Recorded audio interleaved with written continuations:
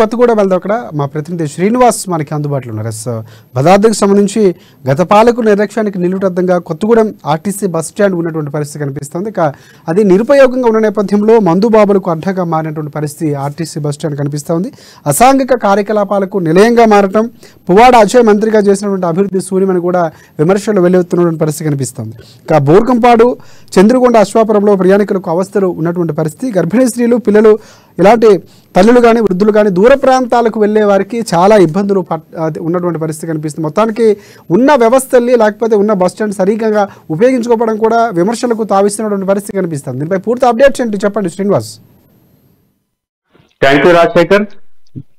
భద్రాద్రి కొత్తగూడెం జిల్లాలోని అశ్వాపురం, బూర్గంపాడు, దమ్మపేట, అలాగే చండ్రుగొండ ఈ యొక్క 4 మండల కేంద్రాలలో ఉన్నటువంటి ఆర్టీసీ ప్రయాణికుల సముదాయం అంటే బస్ స్టాండ్లు ఏవైతే ఉన్నాయో గత 3 దశాబ్దాల క్రితం ఈ యొక్క ప్రయాణికుల సౌకర్యార్థం బస్సులు ఎక్కేందుకు వచ్చేటువంటి ప్రయాణికులకు సౌకర్యవంతంగా ఉండాలని చెప్పేసి ఆనాటి ప్రభుత్వాలు నిర్మించడం జరిగి లక్షల రూపాయలు వెచ్చించి ప్రయాణికుల కోసం ఏర్పాటు చేసినటువంటి బస్ స్టాండ్ సముదాయాలు ఏవైతే ఉన్నాయో నేడు అంటే గత తెలంగాణ ప్రభుత్వం 2014లో వచ్చిన తర్వాత తెలంగాణను అభివృద్ధి బాటలో తీసుకెళ్తాము, బంగారు తెలంగాణ ఏర్పాటు చేస్తామని గొప్పలు చెప్పుకున్నటువంటి గత ప్రభుత్వ పాలకులు ఎవరైతే ఉన్నారో ఆ పాలకుల్లో ఉమ్మడి ఖమ్మం జిల్లాకు చెందినటువంటి మంత్రి పువ్వాడ అజయ్ కుమార్ మన జిల్లాకి, ఉమ్మడి ఖమ్మం జిల్లాకి రవాణా శాఖ మంత్రిగా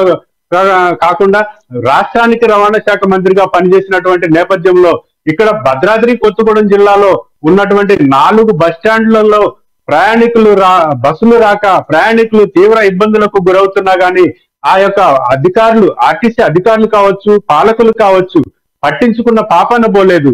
ఎంతో అభివృద్ధి చేశాము, ఉమ్మడి ఖమ్మం జిల్లాని ఎంతో అభివృద్ధి చేశామని గొప్పలు చెప్పుకున్నటువంటి పువ్వాడ అజయ్ కుమార్ ఆ 4 బస్ స్టాండ్ లో ప్రయాణికుల బాధలు ఎక్కడా కనిపించలేదా అని చెప్పేసి కూడా స్థానిక మండలాలు ఆ యొక్క బస్ స్టాండ్లు నిరుపయోగంగా ఉన్నటువంటి ప్రాంతాల ప్రజలు తీవ్రంగా విమర్శిస్తున్నటువంటి పరిస్థితి ఉంది.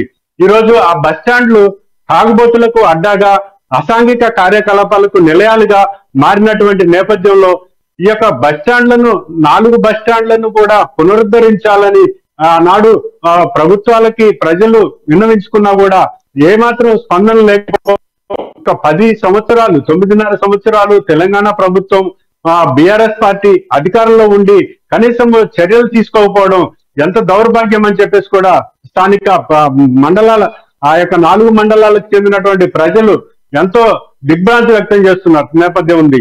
ఇలా చూసుకున్నట్టయితే కోట్ల రూపాయలకు నేడున్నటువంటి పరిస్థితుల్లో కోట్ల రూపాయల విలువైనటువంటి బస్ స్టాండ్ సముదాయాలు ఆ యొక్క ప్లేస్ ఖరీదు కావచ్చు.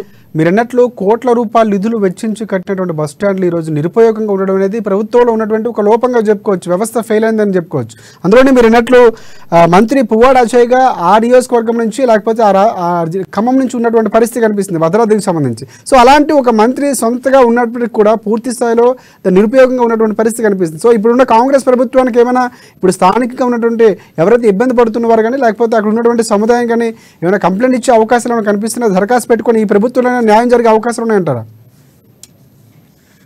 తప్పకుండా ఇప్పుడు వచ్చినటువంటి ప్రభుత్వం పేదల పాలిటి వరంగా భావిస్తున్నారు ప్రజలు. ఇప్పుడు వచ్చినటువంటి కాంగ్రెస్ ప్రభుత్వం అధికారంలోకి వచ్చినటువంటి నేపథ్యంలో తప్పకుండా ఈ యొక్క బస్ స్టాండ్లు పునరుద్ధరించి ఈ యొక్క వృద్ధులు కావచ్చు, దూర ప్రాంతాలకు హైదరాబాద్ నగరానికి ఇతర ఖమ్మం నగరాలకు వెళ్ళేటువంటి పేషెంట్లు కావచ్చు, అలాగే పిల్ల తల్లులు కావచ్చు, గర్భిణీ స్త్రీలు కావచ్చు, వృద్ధులు కావచ్చు, ఎవరైనా కూడా ఈ యొక్క బస్ స్టాండ్ ఉంటే అక్కడ కూర్చొని బస్సు వచ్చినప్పుడు సేద తీరిన తర్వాత బస్సు వచ్చినప్పుడు ఎక్కేటువంటి పరిస్థితి ఉంటుంది. అలాగే ఇప్పుడు ఉన్నటువంటి పరిస్థితుల్లో ఈ యొక్క రోడ్ల మీద నిలబడి వర్షానికి తడుస్తూ, ఎండకి ఎండుతూ, చలికి వణుకుతూ ఇలాంటి పరిస్థితుల్లో ఉండవలసినటువంటి పరిస్థితి ఉంది. కావున ఇప్పుడు వచ్చినటువంటి అధికార పార్టీ ఏదైతే ఉందో కాంగ్రెస్ పార్టీ ప్రజల పక్షాన ఉంటుంది అని చెప్పేసి స్థానిక ప్రజల నుంచి వస్తున్నటువంటి ఈ యొక్క సంకేతం.